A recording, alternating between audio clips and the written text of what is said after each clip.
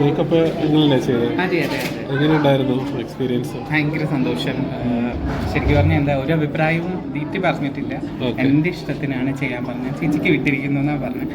അതുകൊണ്ട് തന്നെ ഭയങ്കര നമുക്ക് ഫ്രീ ആയിട്ട് വർക്ക് ചെയ്യാൻ പറ്റും. എപ്പോഴും നമ്മളോടൊപ്പം നിൽക്കുന്ന ക്ലയൻറ്റ് അല്ലെങ്കിൽ നമ്മളോടൊപ്പം നിൽക്കുന്ന കുട്ടികൾ അവരുടെ അഭിപ്രായങ്ങൾ ഒരുപാട് പറഞ്ഞു വരുമ്പോൾ ചിലപ്പോൾ ചേരാത്തൊരു ലുക്ക് വരും. പക്ഷെ ഇന്ന് ദീപ്തിനെ കാണുന്ന എല്ലാവർക്കും ഒരു ഹാപ്പി ആയിരിക്കും. അത്രയും പ്രസൻറ്റ് ലുക്കാണ്. 2 സാരീസ് ഉണ്ട്, രണ്ടും വളരെ നല്ല ലുക്കിലാണ്.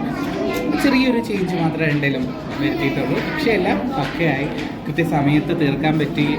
ഒരു സജഷൻസും പറഞ്ഞിട്ടില്ല, വെറുതെ ഇരുന്നു, കണ്ണടച്ച് വെറുതെ ഇരുന്നു. ചേച്ചിയുടെ ഇഷ്ടം പോലെ ചെയ്യുന്നു.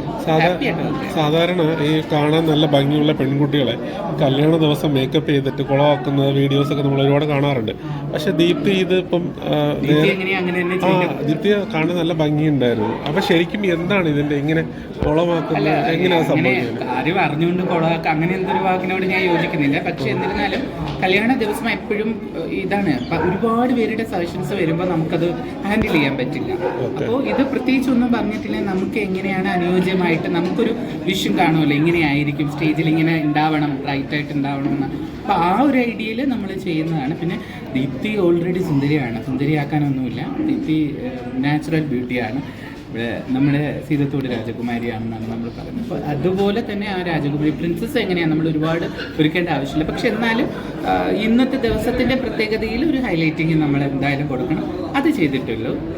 ആളും ഹാപ്പിയാണ്, ഫാമിലി ഹാപ്പിയാണ്. അതുകൊണ്ടാണ് നമ്മൾ ഈ കല്യാണം എല്ലാം കഴിഞ്ഞിട്ട് ഇവിടെ ഇങ്ങനെ നിൽക്കുക എന്നുള്ളത്. നമ്മൾ ചെയ്ത വർക്കിൻ്റെ കോൺഫിഡൻറ്റും കൂടിയാണ്, അവരോടുള്ളൊരു ഇഷ്ടവും കൂടി ആണ്.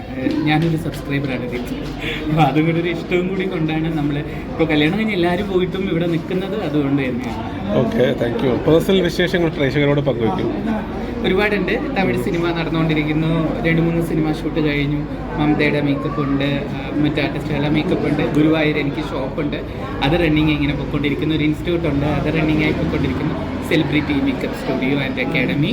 അപ്പോൾ ഇങ്ങനെയൊക്കെ ഓടിക്കൊണ്ടിരിക്കുന്നു. കുറേ നാൾ നമ്മൾ കോവിഡായിട്ട് ഇരുന്നില്ലേ, ഇനി കുറച്ച് ഓടാന്ന് വിചാരിച്ചു. ലൈഫ് ഹാപ്പി അല്ലേ? ഞാൻ മിക്കയും വന്നിട്ടുണ്ട്. എൻ്റെ കൂടെ സുജിമമ്മി ഉണ്ട്, അതുപോലെ തന്നെ അഞ്ജനയുണ്ട്. അപ്പോൾ ഞങ്ങളുടെ ഒരു ടീം വർക്കാണ് ചെയ്യുന്നത്. ആ ടീമായിട്ട് അങ്ങനെ ഹാപ്പി ആയിട്ട് പോയിട്ടുണ്ട്. പാർട്ട്ണറിന്റെ സപ്പോർട്ട് ഇപ്പോഴും കൂടെ നിൽക്കുന്ന കണ്ടില്ലേ, ബാക്ക് ബോൺ ആയിട്ട് ആളെപ്പോഴും കൂടെ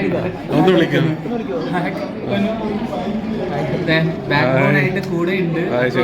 അത് തന്നെയാണ് നമ്മുടെ ഈ ഓട്ടത്തിന് നമ്മുടെ സാരഥിയും കൂടെയാണ്. അപ്പൊ എല്ലാത്തിനും സപ്പോർട്ട് ഇപ്പോഴും സ്ട്രോങ് ആയിട്ട് കൂടെ ഉണ്ട് അല്ലേ? അല്ല, ഓക്കെ. പറഞ്ഞിട്ടില്ല എന്നോട്. ചേച്ചിക്ക് എന്താണ് തോന്നുന്നത്, ചേച്ചിക്ക് എങ്ങനെ ഇരിക്കും ഞാൻ ഒരുങ്ങിയാലെന്നുള്ളത് ചേച്ചി ചെയ്യാൻ പറഞ്ഞു, മാത്രമേ ഉള്ളൂ. ഒരു തരത്തിലുള്ള സജഷൻസും എന്നോട് പറഞ്ഞു. എന്ത് ചെയ്താലും എൻ്റെ ഇഷ്ടത്തിന് ചെയ്യാൻ പറഞ്ഞു. അപ്പോൾ അതുകൊണ്ട് എനിക്ക് ഫ്രീ ആയിട്ട് വർക്ക് ചെയ്യാൻ പറ്റും. നമുക്കൊരു ടെൻഷനോ അല്ലെങ്കിൽ വേറൊന്നുമില്ല. ഞാനാണ് അതിന് ഈ ഒരു എന്ത് വന്നാലും ഉത്തരവാദി ഞാനാണ്. അങ്ങനെയുള്ളൊരു രീതിയിലാണ് മേക്കപ്പ് ചെയ്ത് ഹാപ്പിയാണ്. ഞാൻ ഹാപ്പിയാണ്. അപ്പം ആള് ഭയങ്കര